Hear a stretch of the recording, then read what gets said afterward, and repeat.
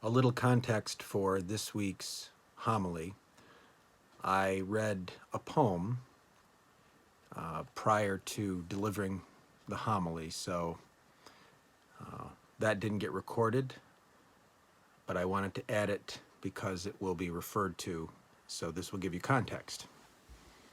This is The Swan by Mary Oliver. Across the wide waters, something comes floating, a slim and delicate ship filled with white flowers, and it moves on its miraculous muscles as though time didn't exist, as though bringing such gifts to the dry shore was a happiness almost beyond bearing. And now it turns its dark eyes, it rearranges the clouds of its wings. It trails an elaborate webbed foot, the color of charcoal. Soon it will be here. Oh, what shall I do when the poppy-colored beak rests in my hand? Said Mrs. Blake of the poet. I miss my husband's company. He is so often in paradise. Of course, the path to heaven doesn't lie down in flat miles. It's in the imagination with which you perceive this world, and the gestures with which you honor it. Oh, what will I do, what will I say when those white wings touch the shore?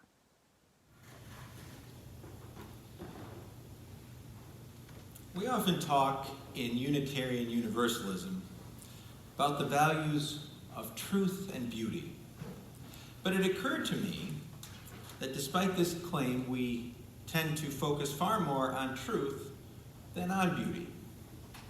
Certain aspects of truth are objective, meaning that they're true whether people choose to believe them or not. Beauty, on the other hand, is much more subjective. Consider for a moment works of art, pieces of music, fragrances, flavors, or sensations that you find appealing. Chances are that none of us would completely agree as to which of these are the best. One prime example that sprang to my mind as I was writing this was Dawn and I had an Amish acquaintance many years ago who told us how much he loved the smell of cows and their barn stalls. Loved it.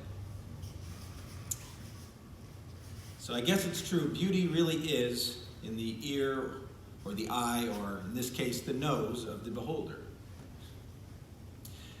Now I have an ulterior motive for talking about beauty in church this Sunday before Thanksgiving.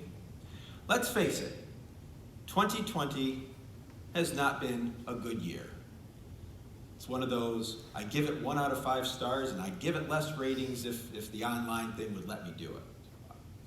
It's been downright miserable at times. And while we may be looking forward to January 1st, there's of course no reason to think that the simple flipping of a calendar page to a new year will magically make things better.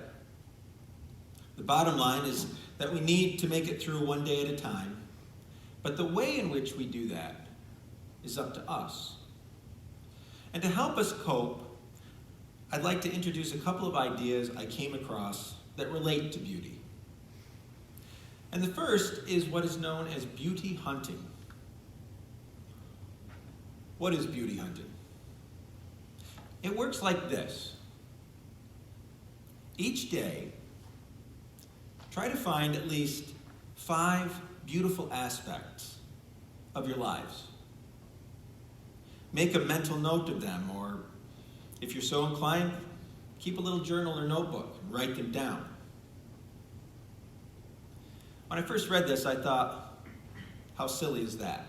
But, got to practice what I preach, so I decided to try it.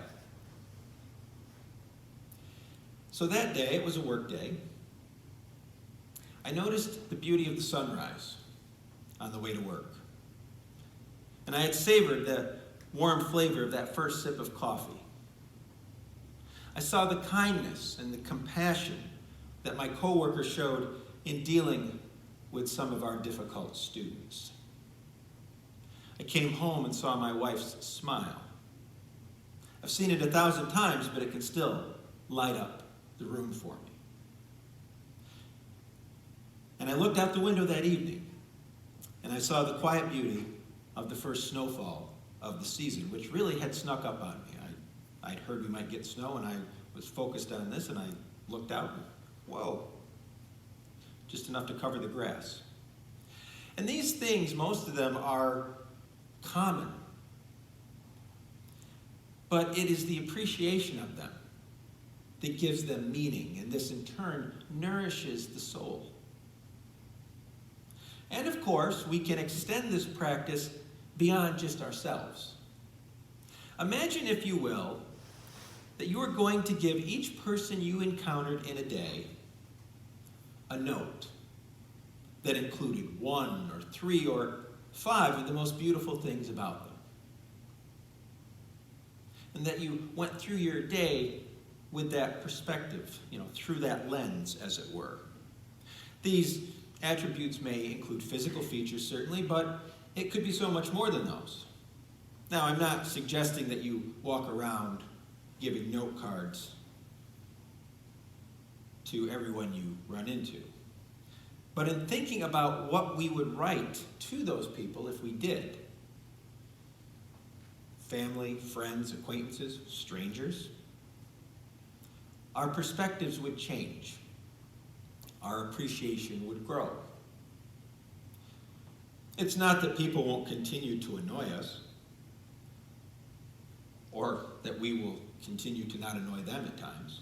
And no doubt there would be some people we would find this to be more challenging to do for than others.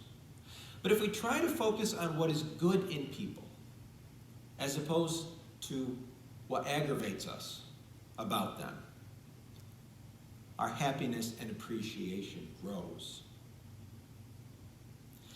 A thing is not beautiful because it lasts. Think of flowers, for example. No one and no situation are perfect. We live in a world filled with pain, loss, racism, war, disease. I keep sarcastically saying to people that 2020 has been the gift that just keeps on giving. But a lot of it comes down to perspective. And I think I thought about him because, well, I'll get into it. I'm a big fan of Abraham Lincoln, as those of you who have attended here a while know. And this week was the 157th anniversary of his delivery of the Gettysburg Address. And anyway, he had a couple of quotes that apply to this occasion. They're not from the address, but he liked a good quote. The first is that most people are about as happy as they make up their minds to be. And the second is, we can complain because rose bushes have thorns, or rejoice because thorn bushes have roses. It's not about seeking perfection.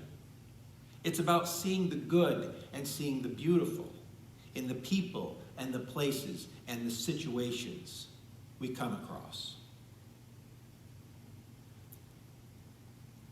And let me share one more perspective with you about beauty.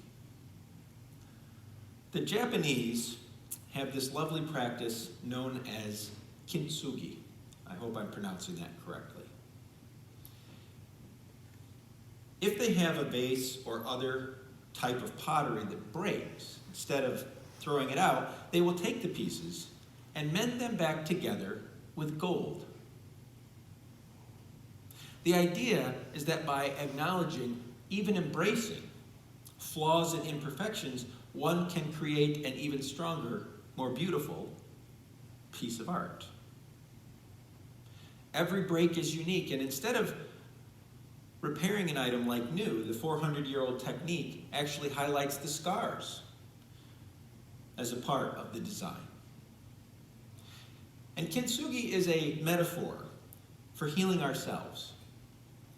And it teaches an important lesson, because we all have broken pieces in our lives. And it would be nice if we could just sweep them up and throw them away, but few of us have that luxury. That's not how life works, and we all know it. We have to learn to live with the breaks and the cracks, and then to move on. And sometimes, in the process of repairing things that have broken, we end up creating something more unique, more resilient, and more beautiful. So in this week where we focus on gratitude, even as we may find ourselves not spending it the way we would prefer, and as we look to the end of a turbulent year and the hopes of a new one, I would encourage you to go out hunting, go beauty hunting this week. You don't need a license for it. And practice mending those metaphorical imperfections with whatever gold you can. And think back to the words of the poem I shared earlier. Of course, the path to heaven doesn't lie down in flat miles. It's in the imagination with which you perceive this world and the gestures with which you honor it. May that be so.